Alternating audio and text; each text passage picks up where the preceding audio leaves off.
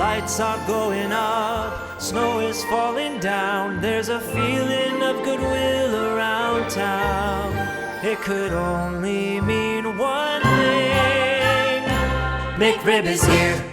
People throwing parties, ugly sweaters everywhere.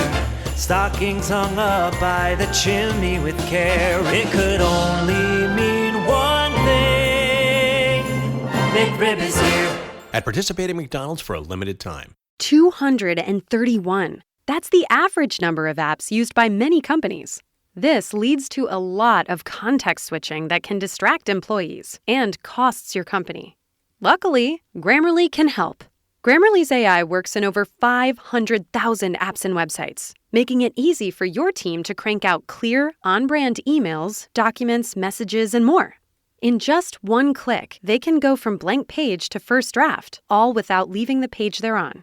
Grammarly has 15 years of experience building effective, secure AI that can be implemented in days with minimal IT overhead. It goes beyond basic grammar to help tailor writing to specific audiences, whether that means adding an executive summary, fine-tuning tone, or cutting out jargon. Join 70,000 teams who save an average of $5,000 per employee per year using Grammarly. Go to grammarly.com/enterprise to learn more. Grammarly. Enterprise-ready AI. This is a true crime in real time update from True Crime Today and the Hidden Killers podcast. In the justice system, where legacies of decisions linger for decades, few cases have the staying power of the Menendez brothers. Convicted of murdering their parents in 1989, Lyle and Erik Menendez have spent more than 3 decades behind bars, with their case periodically reemerging in the public eye.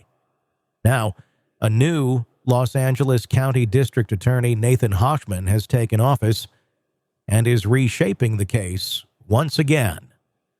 One of Hochman's first moves was to replace 2 deputy prosecutors, Nancy Theberge and Brock Lunsford, who had filed a motion under former DA George Gascón's administration seeking to reduce the brothers' sentences.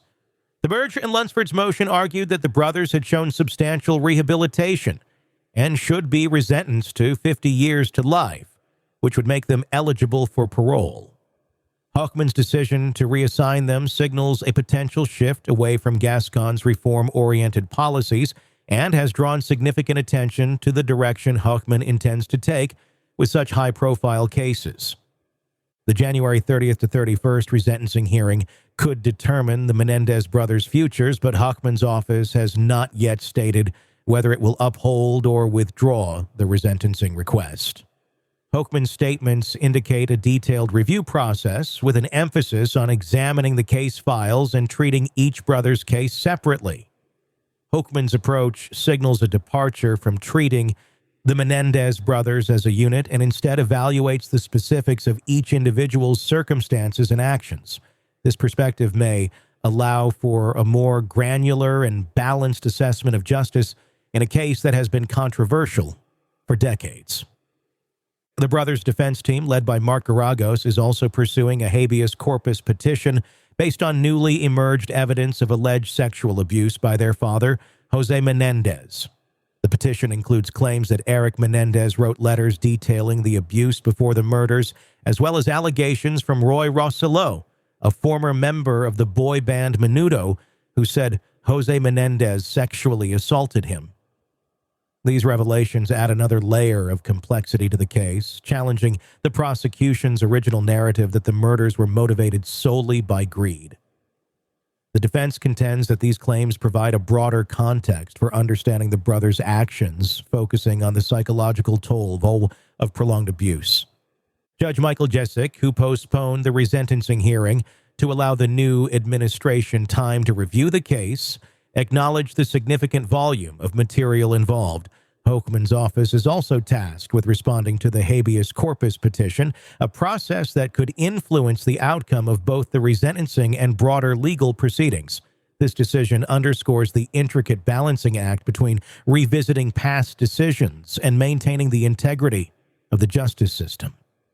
It also highlights the importance of judicial discretion in managing such a high-profile and emotionally charged case. The case has reignited public debate, with advocates for the brothers pointing to their alleged victimization and rehabilitation as grounds for leniency. while others argue that the brutal nature of the murders justifies their life sentences without parole. The Netflix series Monsters, which revisited the case, has further polarized public opinion, bringing new attention to the decades-old crime. By shedding light on the personal lives of the Menendez brothers and their upbringing, the series has sparked fresh discussions on the intersections of familial abuse, trauma, and criminal behavior. The widespread public interest underscores how deeply this case resonates with broader societal issues of power, family dynamics, and accountability. Governor Gavin Newsom's role also looms over the case, as the brothers have filed a clemency request. However, Newsom has deferred any decisions until after Hochman completes his review. This delay underscores the high stakes and intricate political dynamics surrounding the Menendez brothers' potential release. Newsom's cautious approach reflects the broader implications of granting clemency in a case that continues to polarize opinions across the political and social spectrum. The involvement of the governor further elevates the case to a statewide platform where its outcome could set a significant precedent for executive intervention in criminal sentencing. As the January hearing approaches, the Menendez brothers' case remains a flashpoint in discussions about justice, rehabilitation, and the evolving societal understanding of abuse and trauma. The decisions made in the coming months could not only shape the lives of Lyle and Erik Menendez, but also set a precedent for how similar cases are handled in the future. The hearing promises to be a critical juncture where the legal arguments, new evidence, and broader societal shifts converge to determine whether justice is best served by maintaining their sentences or by granting them a second chance.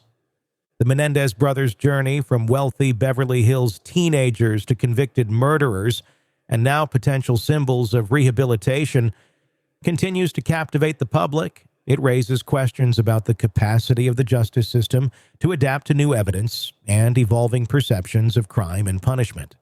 Hochman's role in shaping the outcome of this case places him at the center of a legal and cultural crossroads where each decision carries the weight of decades of debate over what justice truly means. This case, with its layers of legal complexity and emotional resonance, serves as a test of the justice system's ability to reconcile past convictions with new evidence and shifting public sentiment. In addition to the legal implications, the Menendez brothers' case also reflects broader trends in criminal justice reform. The focus on rehabilitation, the consideration of trauma, and the evolving perceptions of abuse survivors all come into play in this intricate legal drama.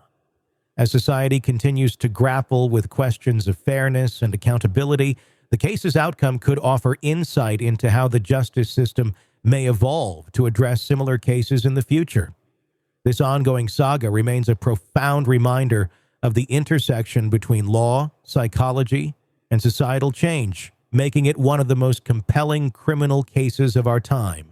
In a world where the darkest secrets lie just beneath the surface, They said it was an accident, but the evidence says otherwise. where hidden killers roam unnoticed in the shadows. I think you would definitely be looking at a blend of toxic, very bad narcissistic personality traits, and they will be vengeful and possibly resort to violence. Join Tony Bruschi as he uncovers the truth behind the most chilling cases. They said it was an accident, but the evidence clearly says otherwise. Each episode, we dig deep into the minds of those who commit the unthinkable. To your point on narcissism, he thinks in his own mind how witty he is. Yeah. But he lost that jury. I was done with him in 2 minutes. From unsolved mysteries to infamous crimes. Geez, you've just talked about how you've taught yourself how to do everything under the sun. I bet you did a YouTube video, how to best kill somebody with a knife. Hidden Killers with Tony Bruschi takes you where few dare to go. How does someone with such a dark secret go unnoticed for so long? With multiple new episodes every single day. We're not just telling stories, we're seeking justice. Listen now on Apple Podcasts or wherever you get your podcasts. Just search for Hidden Killers with Tony Bruschi.